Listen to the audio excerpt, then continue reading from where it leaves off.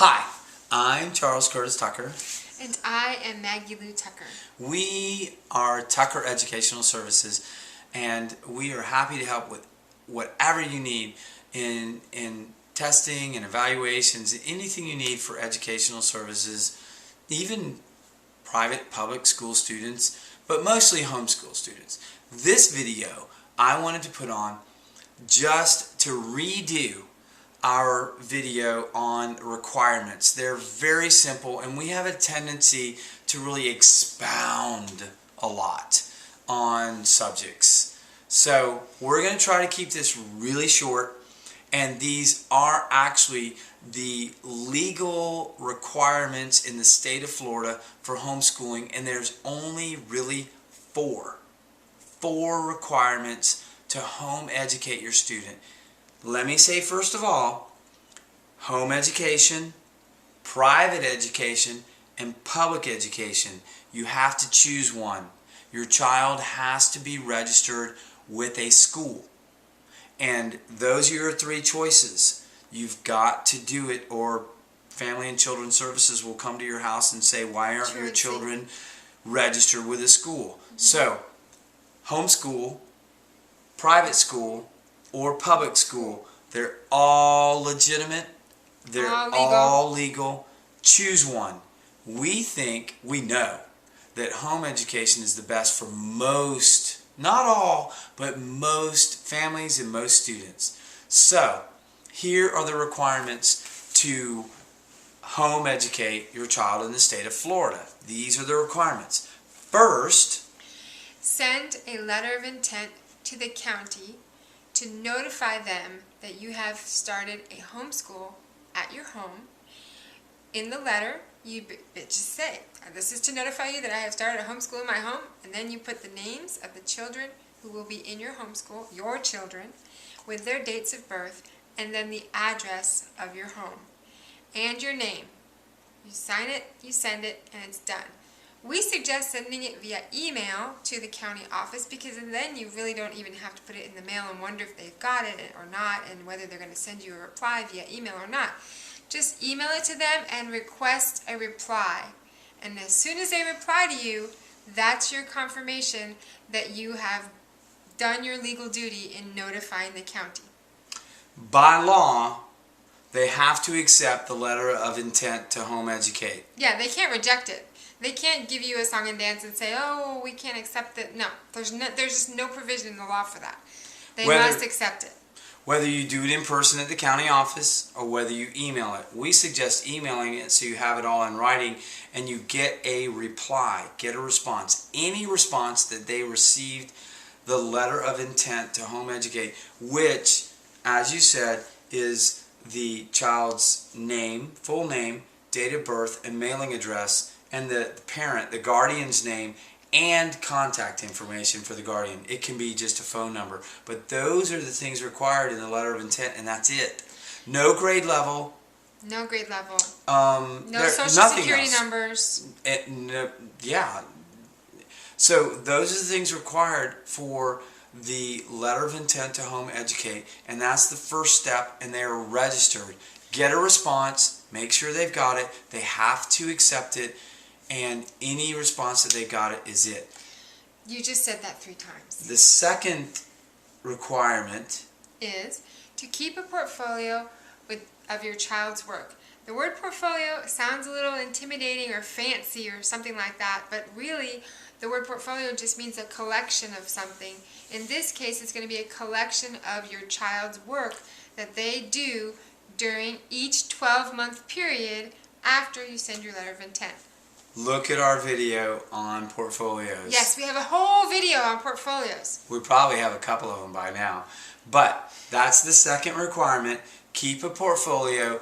In the law, it says the samples of work that you keep will also include a log of activities and a reading list. Okay? Let's talk about the log of activities. Log of activities is really simple. It doesn't have to be anything complex. It's a log, which means you just write down what you did, past tense. So you don't have to do it before you do any of these activities. You can if you want to, but you might end up erasing some things because you didn't get to it, or you're going to have to switch it to a different date because you didn't get to it and you have to do it tomorrow or the next day. The best thing to do is just to do it after the fact, because nobody's going to come knocking on your door saying, where's your log of activities? What did you do today? What are you doing tomorrow? Because if you write it down for tomorrow, it's not a log, it's a plan. So this is a log of activities, which means you write it down as you do it. It's not a lesson plan, in other words. And the list of... But you can make lesson plans if you want. I'm not saying you can't. Absolutely. But that's not what it requires not what a log you to do. is. So the log of activities and the reading list is as you go along. And it does not have to be... The major point that I want to make on that is it doesn't have to be seen by an evaluator. Right. An evaluator, this has been made abundantly clear to me by the personnel, the legal department at the State Department of Education in Tallahassee, Independent Education and Parental Choice Office. An evaluator does not have to see the log of activities and the reading list. It does not necessarily show progress. An evaluator has to see work samples that show progress. But the three components of the portfolio, which is not scary and not fancy, doesn't have to be. It can be videos, photographs, documentation of all kinds. It's Worksheets. A portfolio of your child's work, and the evaluator only has to see enough of it to determine progress, which does not mean the reading list or the log of activities. So the third requirement after letter of intent to home educate, keep a portfolio, then you have on the annual date of the letter of intent to home educate, on that annual date every 12 months, I'm sorry. On the anniversary. Anniversary date. Start it over. On the anniversary. I'm not going to cut anything out of this. And the annual date or the anniversary date, every 12 months after the letter of intent, after, not on the letter of intent, 12 months later, you have to have an evaluation done by a Florida State certified teacher of your choice. You choose the teacher and you choose the method. Most of us do a portfolio review, which is simply look at some of the work, enough of it, that you can say, that this Florida certified teacher can say, this student is progressing, they're allowed to continue home education, sign here. That's it. That's pretty much it. And the only other requirement after the letter of intent, keep a portfolio, annual evaluation, is the letter of termination. When they graduate with flying colors and they've started their business and they've already, gotten 4 years of college done by the time they're 16 and all of that stuff, you send a letter of intent to the county and say, we're not home educating this student anymore. They graduated. Woohoo! Hallelujah. We're throwing Done. a party. And that's it. Thanks for watching. Four requirements, and that's them. That's it. That's it. Let us know anything that you want to know about. Please do not worry or stress.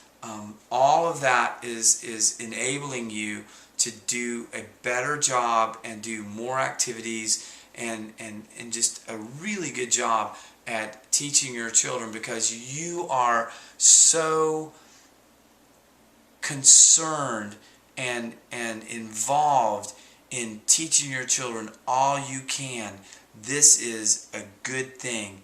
And thank goodness in Florida we have very few requirements that gives you the freedom. Really, it just gives you, it is really total freedom to do whatever you want. You can choose whatever curriculum, you can choose whatever schedule, Grade level is not required. None of that. You have the total freedom to do everything. Those are the only 4 requirements. Everything else is completely up to you.